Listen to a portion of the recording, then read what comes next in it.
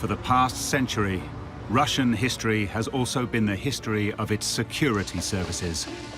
They were used by the Soviet state to crush dissent. Millions suffered at their hands. But while many things may have changed in today's Russia, its security network is arguably stronger than ever. And the reason behind that is the rise of a lowly lieutenant colonel to president of this vast country. I know the KGB better than anyone else because I was part of the inside circle. This is the story of the KGB, told by its veterans and its victims.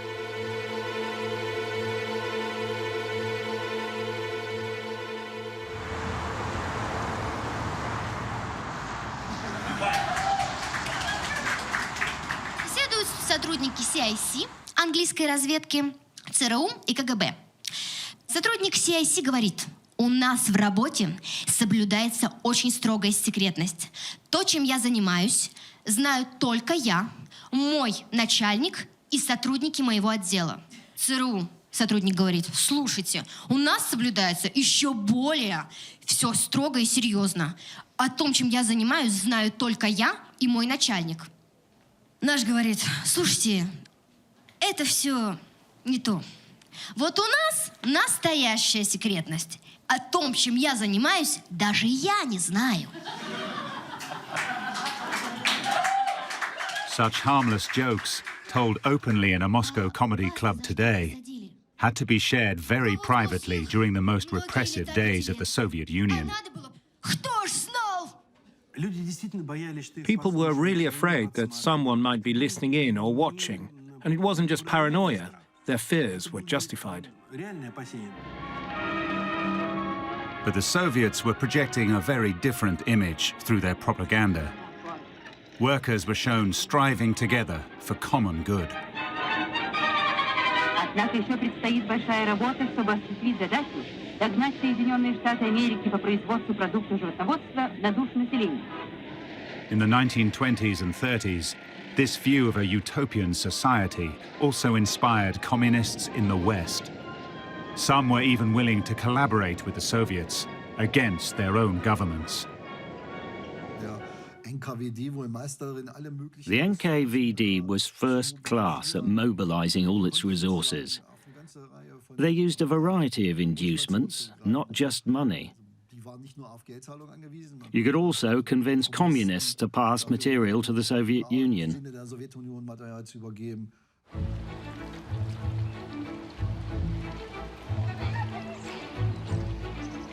Nowhere would prove more important to Soviet intelligence than a leafy English university town just 80 kilometers north of the capital, London.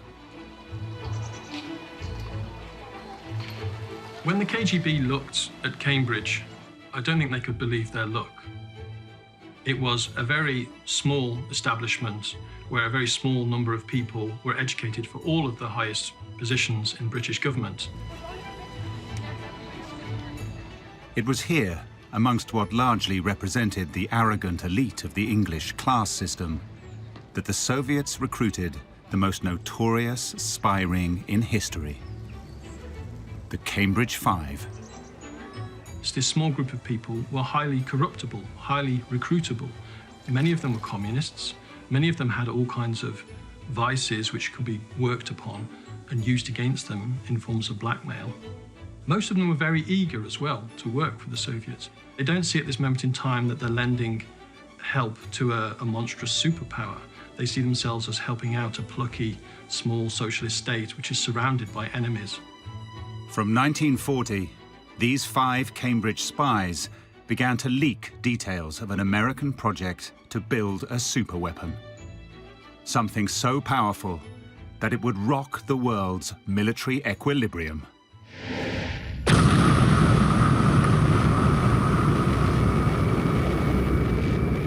So when America detonated the world's first atomic bomb, Stalin didn't flinch. KGB spies were already supplying intelligence, ensuring the Soviets would have their own bomb in the shortest possible time. There was a decision by Stalin to concentrate on the atomic project.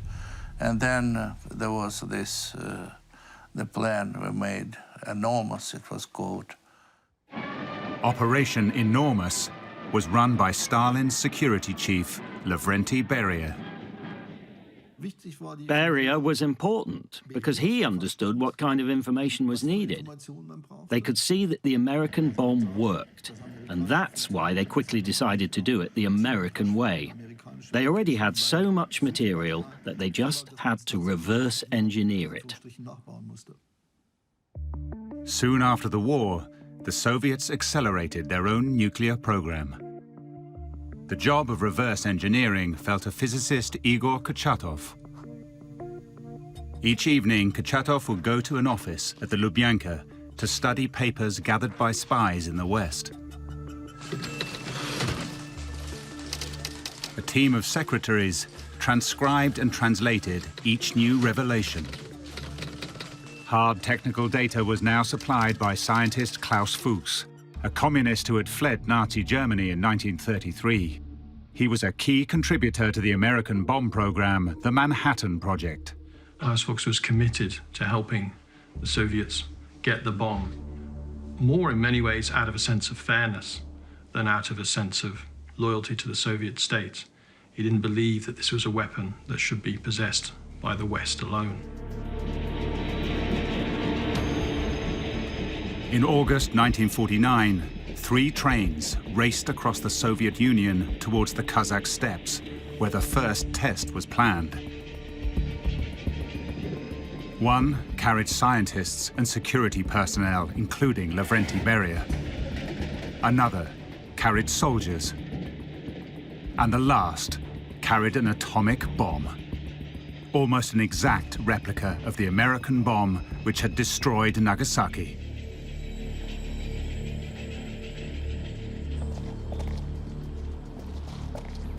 In the bunker in Kazakhstan, while Beria and the scientists are waiting for the bomb to explode, the scientists are nervously asking, what will happen if this doesn't work? And Beria jokes, you'll all be shot. They weren't quite clear whether he was joking or not. They may well have been shot. More likely, they would have ended up in a gulag and be working still on the atomic program. The glory of the Soviet Union now rested on one moment. It was 29th of August, 1949. When the news broke, the West was in shock. The question reverberated around the world. How could they have caught up so quickly? Please, does Russia have the atomic bomb? And even today, disputes remain as to whether it was the scientists or the spies who played the major part. There was a debate between spies and atomic scientists about who made the bigger contribution. There's no need to play down either role.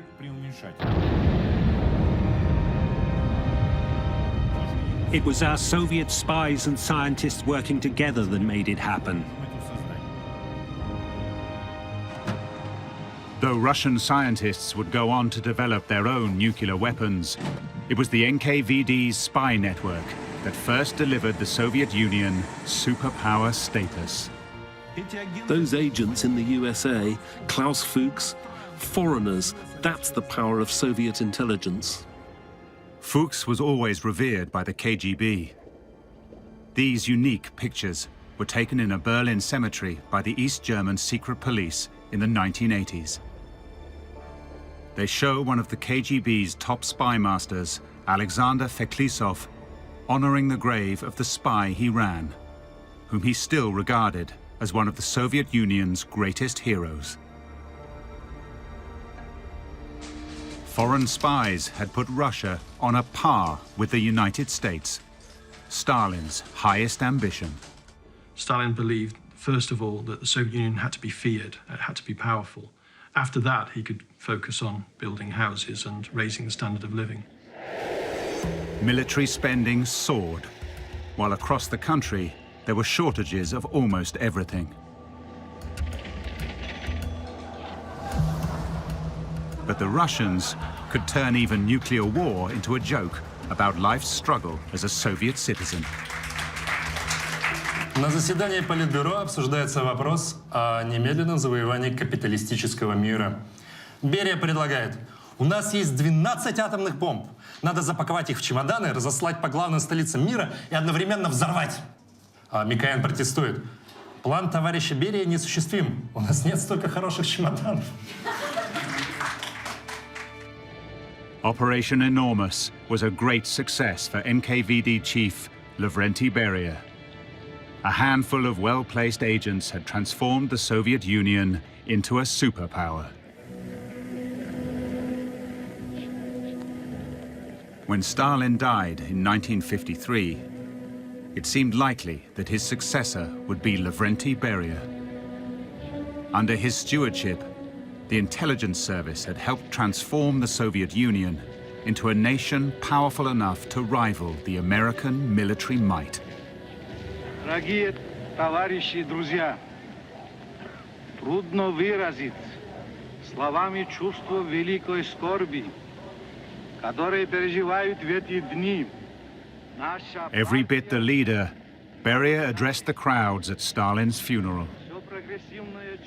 But he hadn't reckoned with the ambition of the man on his left, Nikita Khrushchev, another high-ranking party official. When Stalin died, Beria thought that he would be the leader, but Khrushchev outmaneuvered him. Within weeks, Khrushchev mounted a coup and assumed power, much to Beria's surprise. He thought that Khrushchev was a Ukrainian simpleton, only concerned with party matters. Beria thought, I have all the power, and I don't think he saw him as an opponent. Beria was unaware that Khrushchev had garnered the support of the army, the only force more powerful than his own. It was a fatal oversight. Khrushchev had him arrested on charges of working for the enemy. What happened next remains a mystery. The official version then is that Beria is put on trial and executed. One of the strange things about this is that there are no official arrest photos of Beria in the archives that we've seen. So we have the word of Khrushchev to take for it that Beria is put on trial in December of 1953 and executed then. One way or another, Beria was now gone. Khrushchev's next move was to reduce the power of the security services at home, reining in its powers of suppression. Every department was cut back. This was Khrushchev's attempt to curb this super agency.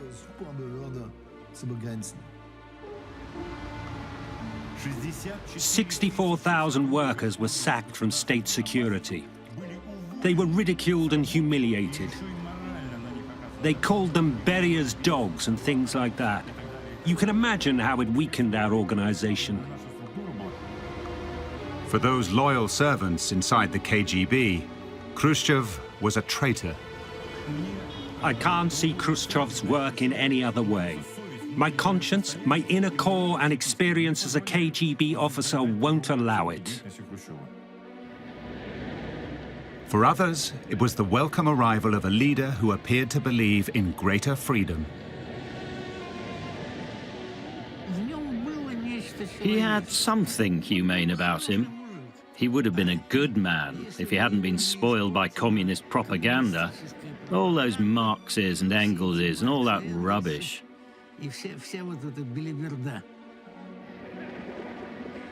Khrushchev set out to reposition the Communist Party as the true defender of the people. Khrushchev saw no point in punishing everyone with anti-Soviet views. That's why the number of arrests was lower than under Stalin.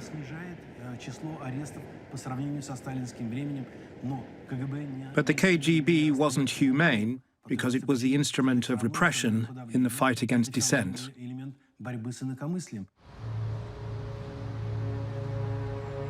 Despite orders from the top to show more leniency towards political dissent, the security forces soon found other, more discreet ways to punish prisoners.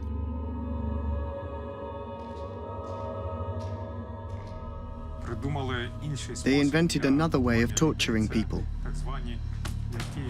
These were the so-called soft cells, where the abuse of the prisoners became more sophisticated.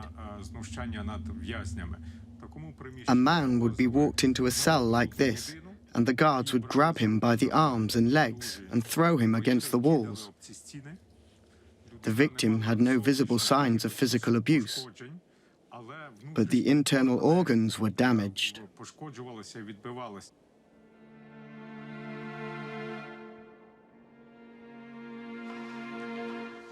Both these men served time here for anti-Soviet activities, but they had very different experiences. Ivan Mamchur was here under Stalin and then Khrushchev. Zorian Popodyuk was here 30 years later. I heard that when Ivan was here, there were no beds, nothing. We had beds like this, 3 to a cell, number 55. I was deprived of sleep. In the daytime, I would sit in the corner. Warders would bang on the doors with their keys and shout, "No sleeping, no sleeping, no sleeping." The prison system was less draconian when Zorian Popodyuk was here, but intimidation was still routine. When the KGB officers came to conduct interrogations, I immediately saw their extreme brutality. They wanted to frighten me. As if prison life here wasn't terrifying enough, Mamchur was sent to the Kengir prison camp in Kazakhstan. In 1954, prompted by Stalin and Beria's death the previous year, and the promise of reform under Khrushchev, inmates here and at other camps began to demand their basic rights.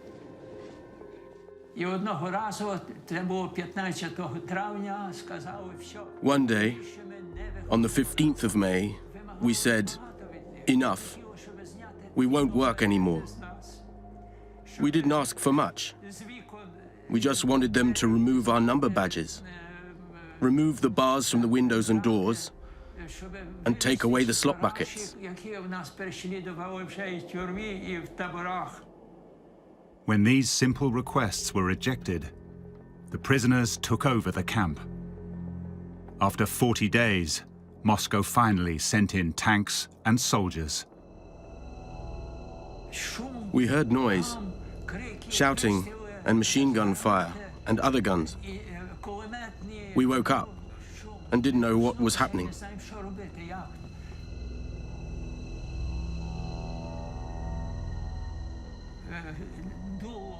They pushed their guns through the windows of the barracks and opened fire. The noise of the gunfire was deafening.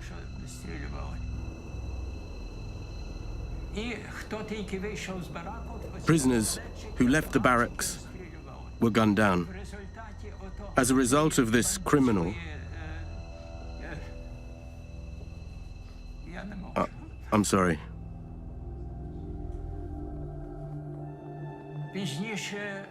Later, it was estimated more than 600 people were killed and wounded that day.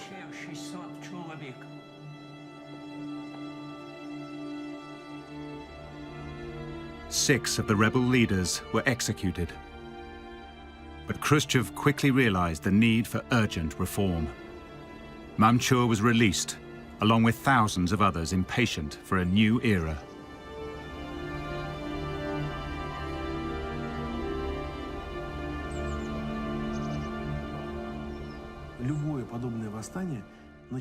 These uprisings start because of unfulfilled promises by the state.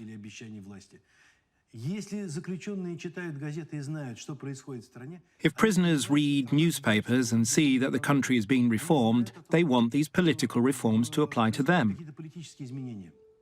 The suppression of the Kengir uprising was cruel, but the regime was beginning to change. Khrushchev was bringing a lighter touch to domestic policy, but on the world stage, he was highly confrontational. The Cold War reached its height in 1962, when the world was brought closer than ever to total destruction. Ironically, it was the KGB which would help pull it back from the brink. Nikita Khrushchev knew from his spies that America had secretly deployed nuclear weapons on mainland Europe, directly targeting the Soviet Union. Khrushchev met threat with counter-threat in America's backyard. The Soviets placed their missiles on the Cuban territory, and in the United States they learned about it.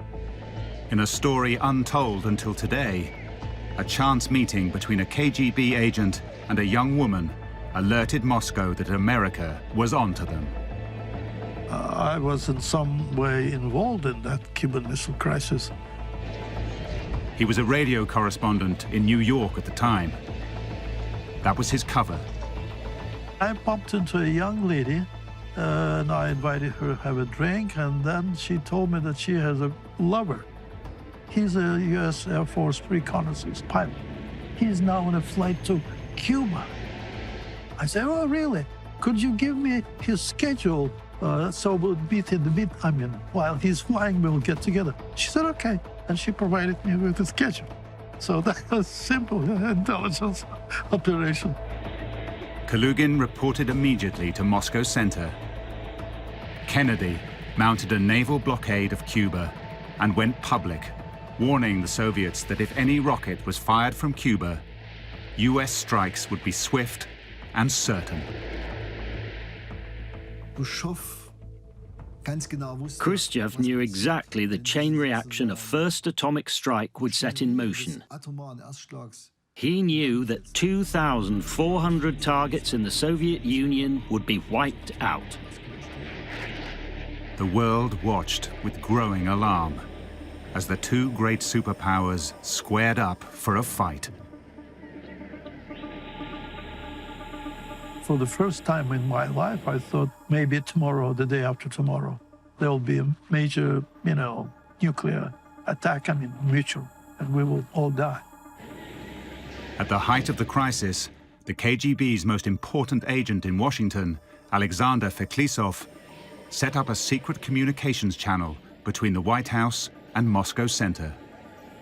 Kennedy has filtered through this source a compromise agreement where they offer an honorable stand down for the Soviet Union to remove the nuclear weapons, and the Americans guarantee that they will not invade Cuba. Kennedy also agreed to withdraw American nuclear missiles from Turkey.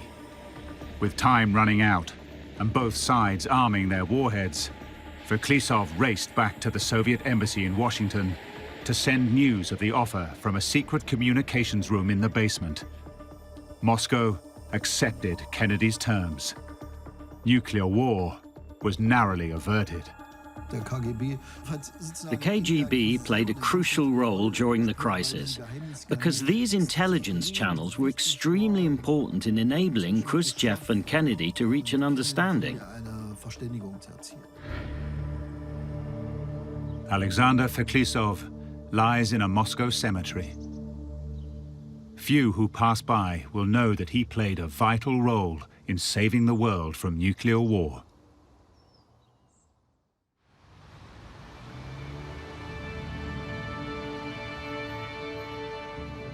The Soviets had achieved stalemate with America because their network of foreign spies helped arm them and kept them informed.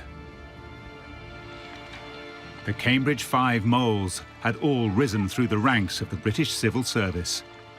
One of them, Kim Philby, was by now Chief of British Intelligence in America. He was actually training recruits to be deployed in Moscow, only to betray them, leading to their inevitable execution.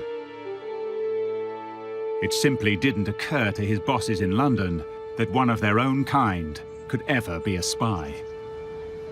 Philby's membership of the establishment, its clubs, the right schools, the right institutions, his family background, he was one of us. This was key to his hiding in plain sight. People also couldn't believe that he would be a spy because it was so audacious. He had a well-recorded past as a communist sympathizer. He was so open about his previous flirtation with communism that people didn't think it was possible. When 2 of the 5 were at risk of exposure, Philby was able to warn them, and they defected to Moscow. When he fell under suspicion himself, he displayed extraordinary bravado, holding a press conference in his mother's London home.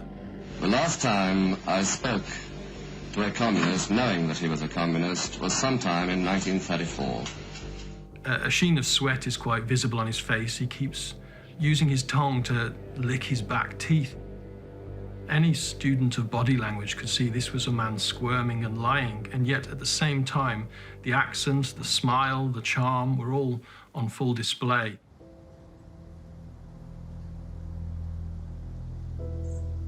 Philby was not a traitor, of course. He was an inspiration, a hero. He was informing us a lot. Mikhail Lubimov, a KGB colonel and spy master, knew Kim Philby well. Philby was a very nice man. He was a dedicated old-time communist, completely different from the communists who were in the Soviet Union. Philby failed to cast off suspicion, and in 1963, after a tip-off that he was about to be arrested, he fled to Moscow. But he'd been too used to the high life in the West. Now he was in for a shock. For him, life in Soviet Russia was mundane. First time I met Philby, he was drunk. And unfortunately, that was his problem. But he had nothing to do else, and he would drink and reminiscence about the old days. Luckily, former KGB General Oleg Kalugin understood what Philby was going through. He'd spent almost a decade himself spying in America. When Kalugin became head of counterintelligence in Moscow, he had to find ways to keep his most illustrious spy on side. I made several arrangements for him. Among those arrangements, Kalugin organized soirees to overcome Philby's loneliness. Young Russian women were introduced. Of course, some of the ladies would be instructed to get in touch with him. That really made him back to life again. Once again enjoying his private life, Philby would go on to serve the KGB as a trainer. I must thank you personally all for your very noisy and for warm reception. As late as 1981, he was filmed briefing the East German secret police, the Stasi, on his penetration of British intelligence. It was made perfectly clear to me that the best target in the eyes of Moscow would be the British Secret Service. It wasn't the only target, but it was the most important one to aim at. He coolly outlines the routine tradecraft delivering classified documents to his Soviet handler. And take the files back early in the morning and put them back in their place.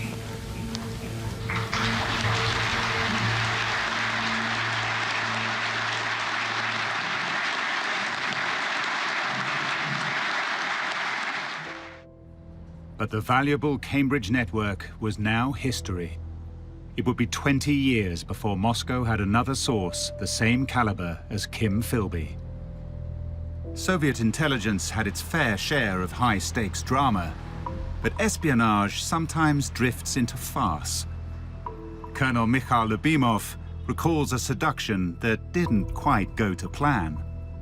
The American girl who was considered to be a CIA girl, and I was put to live in the wonderful posh hotel in Moscow where she stayed too. A tiny camera had been concealed in the wall behind an open-backed chair. The footage would be used to blackmail the CIA operative. And then we started making love, and quite suddenly a telephone rings, just at the peak, I would say, of this wonderful session. And my KGB man, he says, "Move the chair, put away the chair."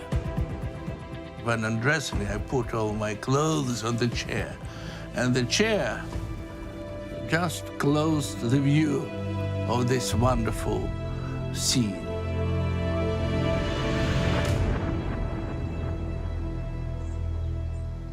The moment was lost, and the woman escaped the trap. If KGB agents themselves were compromised, they'd been taught how to deal with it. I taught my subordinates that if they are in trouble or in a situation when they are confronted with some documents or pictures, tell the guys that, "Oh, wonderful, could you give me copies? I'll give it to my friends." Disarm them by your willingness to accept that. Don't feel scared. That's it. Oleg Kalugin's boss at the Lubyanka, Yuri Andropov, understood better than anyone the KGB's power to exploit people's weaknesses. He had been appointed by Khrushchev's successor, Leonid Brezhnev, in 1967.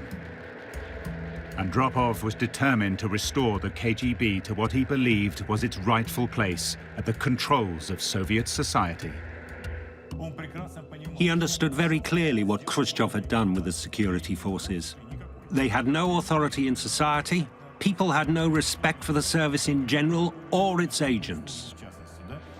To cast the service in a better light, Andropov commissioned movies and novels featuring daring agents infiltrating Nazi high command, all for the glory of Mother Russia. He restored the prestige of the security forces and recruited intelligent personnel.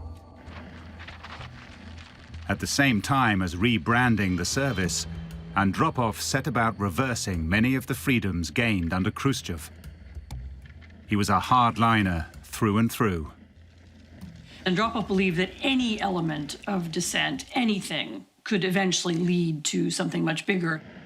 In 1968, Czechoslovakia, an ally of the USSR, seemed to be drifting away from Soviet-style communism.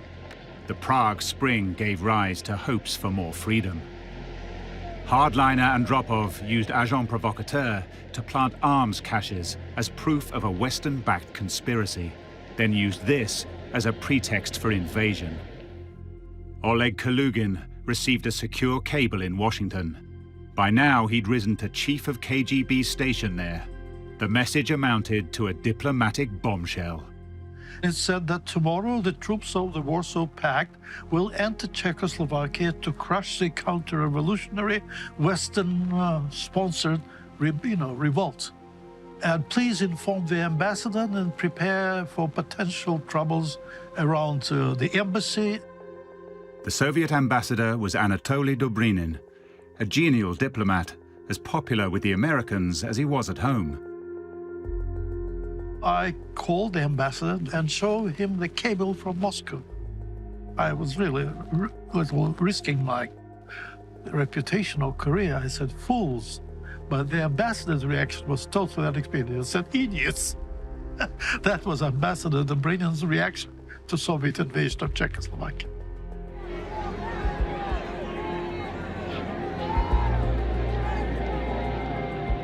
If the Americans had intercepted that cable, Czech history might have taken a different turn.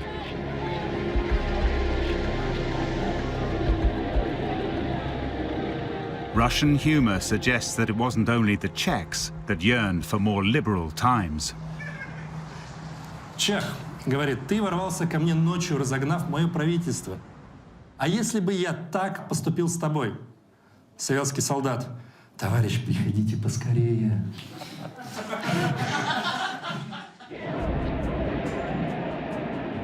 In August 1968, Soviet forces crushed the reformist movement in Czechoslovakia.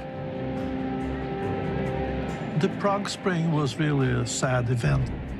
Quite a few people were disgusted by the fact that the Soviets viewed Czechoslovakia as if it was part of the Soviet Union. The invasion and the suppression of the reformist movement in Czechoslovakia asserted the Soviets' claim of dominance over Eastern Europe. Everything concerning the Soviet Union was now viewed through the prism of human rights.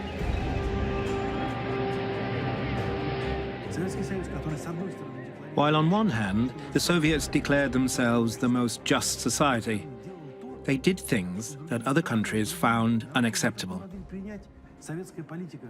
Soviet policy in relation to dissidents became the center of world attention. In 1975, after international negotiations, the Soviet Union agreed to sign up to a diplomatic agreement called the Helsinki Accords, which included respect for human rights.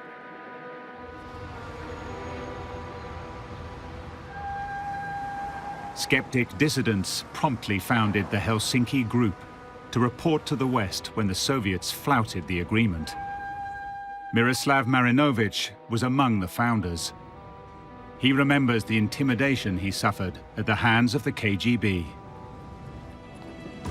As soon as I came out from the house, the car that was standing nearby switched on the light, and I was going in the light of a car, and I immediately understood the message. You are under control already. They followed us everywhere. When intimidation didn't stop him, Marinovich was arrested and sentenced to 7 years at Perm 36, one of the most notorious Siberian labor camps. Amongst many activists there was Semyon Gluzman.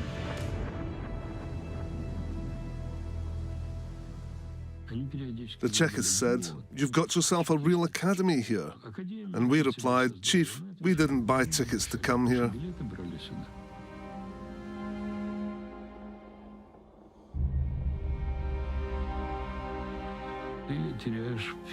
It affects you physically and mentally, but you try to preserve your human dignity. Sometimes I would tell myself, they put me in here for nothing. They have all their nuclear weapons and the whole world is afraid of them. But I'm not afraid of them.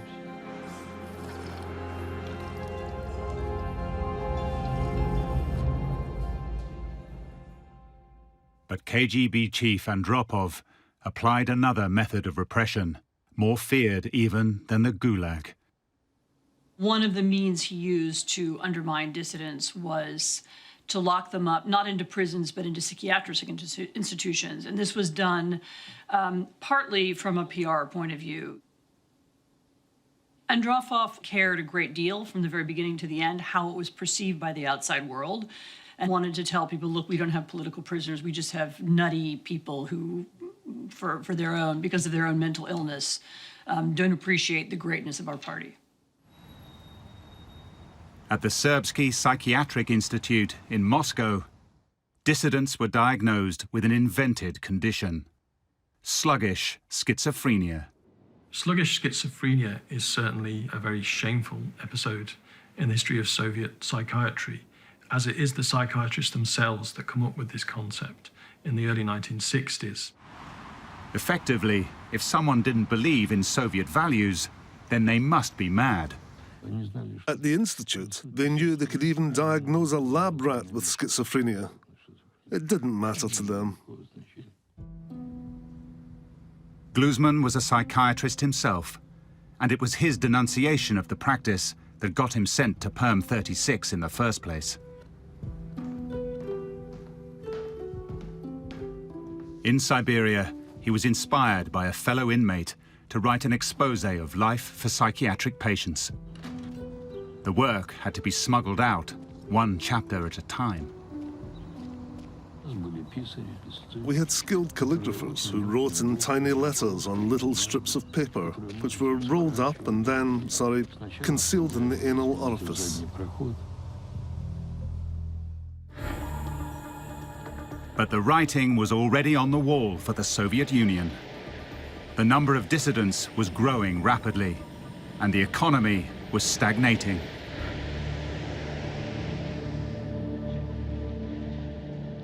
The Soviet state was very good at the old technologies, coal, steel, but with plastics, new chemicals, but particularly computers, the Soviet Union was falling behind the West at an astonishing rate. The last thing they needed was to get sucked into a war they could ill afford. Neighboring Afghanistan had long been a client state of the USSR. But in 1979, internal unrest made the Afghan communist regime seem dangerously unstable. To secure their influence, the Soviets sent in the troops, with KGB units and regular forces taking on a guerrilla army on its own territory.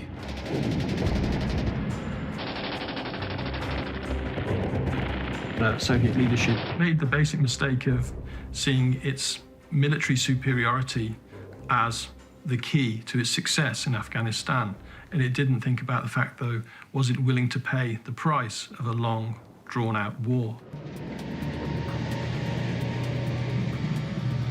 When the Soviets withdrew from Afghanistan after 10 years of bitter war, 15,000 of their soldiers lay dead, and their economy was in tatters.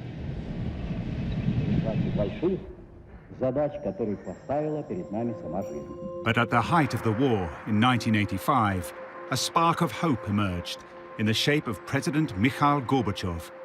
He introduced reform, known as perestroika. I think the security officials were the people who understood the country the best. Actually, it's thought to have been the KGB who were the leading voices in perestroika originally, because they understood exactly how far behind the Soviet Union was and how much it needed to do to catch up with the West. Soon after Gorbachev took power, the world suffered its greatest ever nuclear disaster.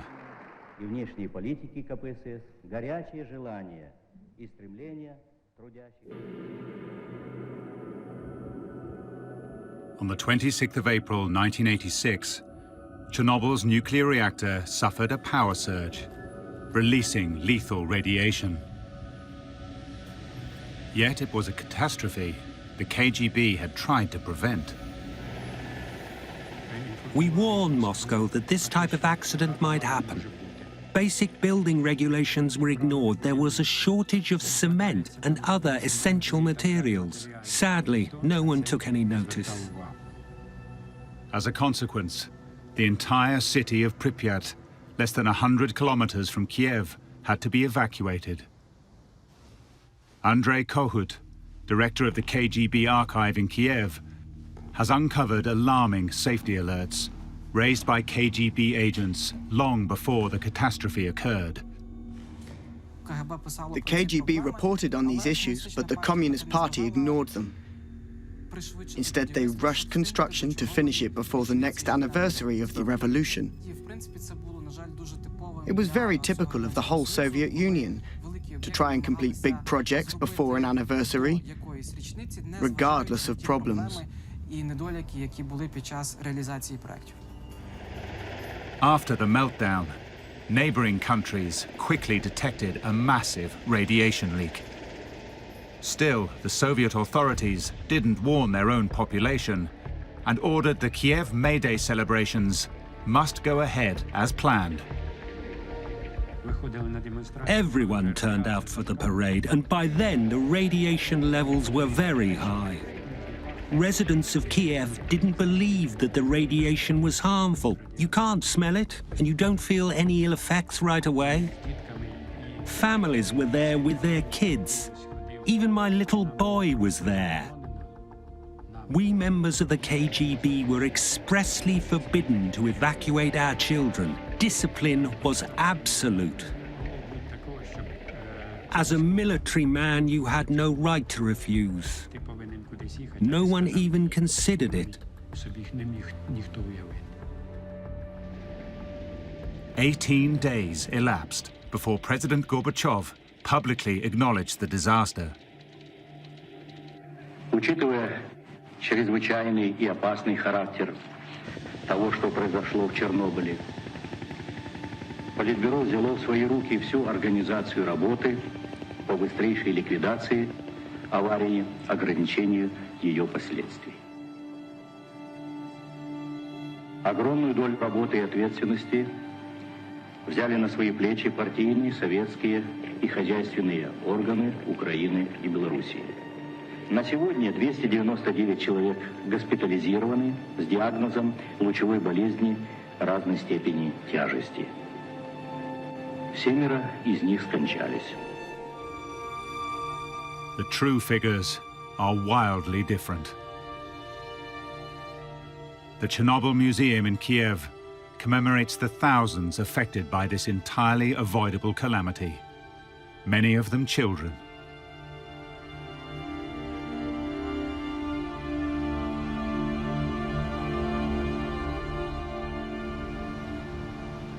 Chernobyl had been a disaster for the Soviet Union. Internally, the system was failing. It seemed only a matter of time before it collapsed. But in the war of spies, the KGB had just pulled off the greatest single recruitment coup in its long history. Something had gone terribly wrong within the U.S. intelligence community. Our sources, our assets, were being recalled to Moscow and being executed. The KGB had a mole somewhere at the very top of the CIA. No one had a clue who he was. The value of information he provided, tremendous. And they understood that the KGB really could do tremendous things. Yeah. In line with protocol, his name was only known by a very close circle inside the KGB. I supervised hundreds of foreign assets, and I practically did not know a single name, unless those who I recruited myself. But otherwise, I didn't know any. And if I would ask a name, there would be suspicion. Why does he want to know the name? That's suspicious. You don't have to know the name. You have to know his code name. Codenamed Night Mover, the mole was causing immense damage, with over 20 key Soviet assets working for the Americans either imprisoned or executed. Whoever he was, FBI investigators knew he had to be stopped, and quickly. The damage was incredible. He gave up all of our technical programs that were running against the Russians. But in addition to that, he gave up information on, for example, our satellite programs. He would get that information, pass it to the Russians. Information on acoustic programs for our submarines, he would pass that information to the Russians. Anything that he could touch, anything he could get his hands on. Many agents fell under suspicion, but not Aldrich Ames. Since 1983, he had been senior counterintelligence officer in the CIA's Soviet division. Just like Kim Philby, he was hiding in plain sight. But unlike Philby, Ames was no political idealist. The Russians used an English acronym to describe the motivations for any spy working for them. MICE was the word for money, ideology, compromising material, and ego. And clearly, money and ego were the prime recruiting weapons in the 1980s in the USA.